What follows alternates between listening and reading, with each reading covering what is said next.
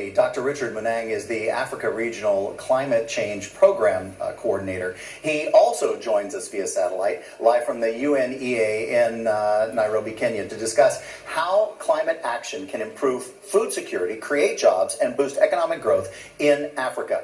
Thank you so much for joining us, Dr. Munang. It's a pleasure to have you here on the show. Right now, the world is facing the largest humanitarian crisis probably since the UN was concepted.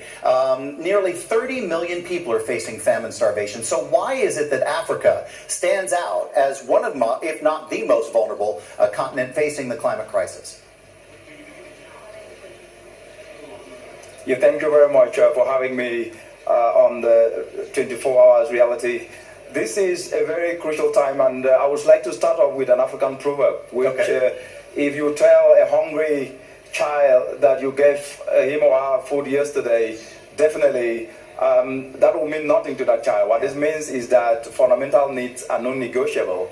And if you look at the African continent today, agriculture is actually one of the crucial sectors that is not only providing food, but at the same time sustaining livelihoods. And 65% of the entire continent workforce depends on the agricultural sector.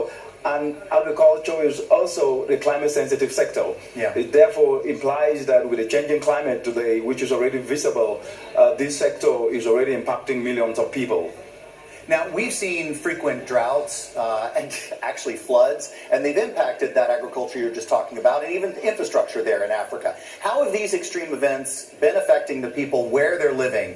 And let's talk about the poorest who are affected most.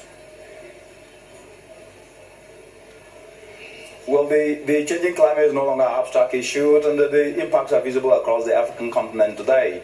On the 4th of August 2017, the mudslides in Sierra Leone was a glaring example of these impacts, whereby Freetown received almost 300% the amount of rainfall that it's been receiving. That is part of the extreme events that have been escalated by the changing climate, down to the Democratic Republic of Congo, where the mudslides actually killed 200 people, down to Nigeria, where 100,000 people were displaced, and right to Eastern Africa, where we have Kenya and East Africa today. 25.5 million people are under siege as a result of drought, and almost about 3.5 million children are suffering acute impacts of malnutrition. So this is already showing that people are suffering, but more importantly, what is happening is that the changing climate is already pushing people to the wall and causing so many to seek sanctuaries in countries not their own. So what is important at the moment is to move from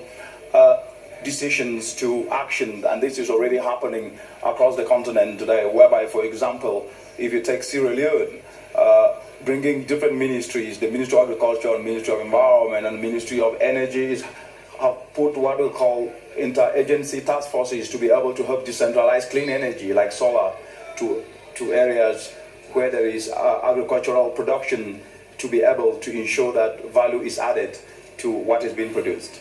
Now, you talked about people having to leave their communities, in some cases their countries, and go to others just to survive. Do these extreme events lead to kind of political and social instability?